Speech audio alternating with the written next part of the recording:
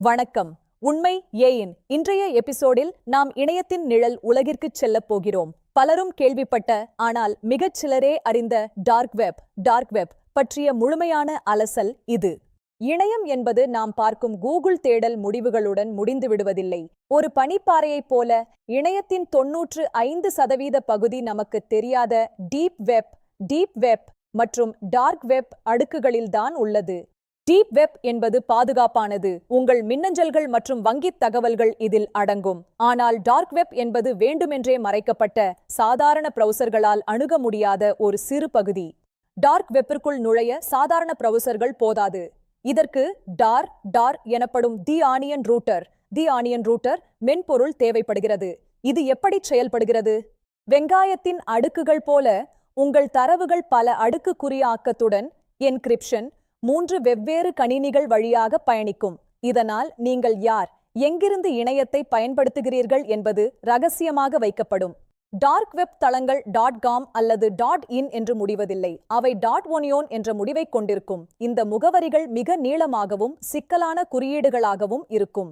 வியப்பான விஷயம் என்னவென்றால், இந்த ரகசிய தொழில்நுட்பத்தை உருவாக்கியது அமெரிக்க கடற்படை ஆராய்ச்சி ஆய்வகம். உளவுத்துறையினரின் தகவல் தொடர்பை பாதுகாக்கவே இது 1990களில் உருவாக்கப்பட்டது. ஆனால் 2008இல் பிட்காயின் அறிமுகமானதுதான் டார்க் வெப்பின் வர்த்தகத்தை மாற்றியது. அனானிமஸ் பேமெண்ட் முறைகள் வந்தவுடன் அங்கே ஒரு சட்டவிரோத சந்தை உருவாகத் தொடங்கியது.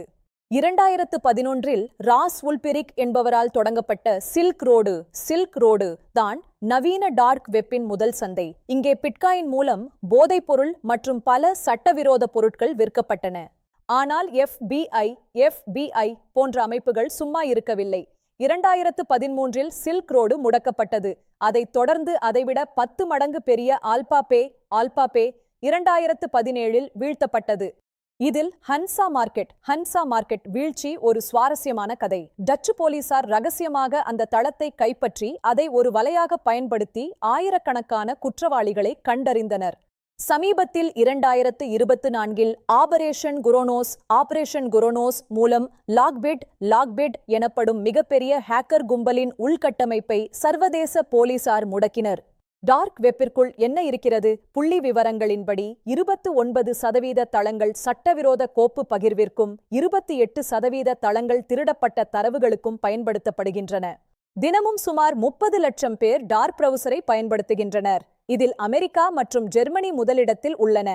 தற்போது சுமார் 1500 கோடி திருடப்பட்ட பயனர் விவரங்கள் டார்க் வெப்பின் நிழல் சந்தைகளில் வலம் வருவதாக கணிக்கப்பட்டுள்ளது. இது ஒரு பெரும் அச்சுறுத்தல். டார்க் வெப் என்பது குற்றங்களுக்கு மட்டுமானதல்ல. சர்வாதிகார நாடுகளில் உள்ள பத்திரிகையாளர்களும் உண்மை உரக்கச் சொல்லும் விசில் ப்ளோயர்களும் இதை பயன்படுத்துகின்றனர். நியூயார்க் டைம்ஸ் போன்ற முன்னணி பத்திரிகைகள் ரகசியமாக தகவல்களை பெற செக்யூர் டிராப் என்ற டார்க் வெப் தளத்தை நடத்துகின்றன. இது ஜனநாயகத்தின் ஒரு முக்கிய கருவி. தற்போது நிறுவனங்களுக்கு பெரும் அச்சுறுத்தலாக இருப்பது டபுள் எக்ஸ்டார்ஷன். ஹேக்கர்கள் தரவுகளை முடக்குவதோடு மட்டுமல்லாமல் அதை டார்க் வெப்பிலும் கசிய விடுகின்றனர். ஆர்டிபிஷியல் இன்டெலிஜென்ஸ் AI தற்போது டார்க் வெப்பின் வேகத்தை அதிகரித்துள்ளது. 2025இல் AI மூலமான சைபர் தாக்குதல்கள் 47% அதிகரித்துள்ளன. இருப்பினும் போலீசாரும் AI பயன்படுத்தி டார்க் வெப்பை கண்காணிக்கத் தொடங்கியுள்ளனர். குற்றவாளிகளின் செயல்பாடுகளை முன்கூட்டியே கணிக்க இது உதவுகிறது.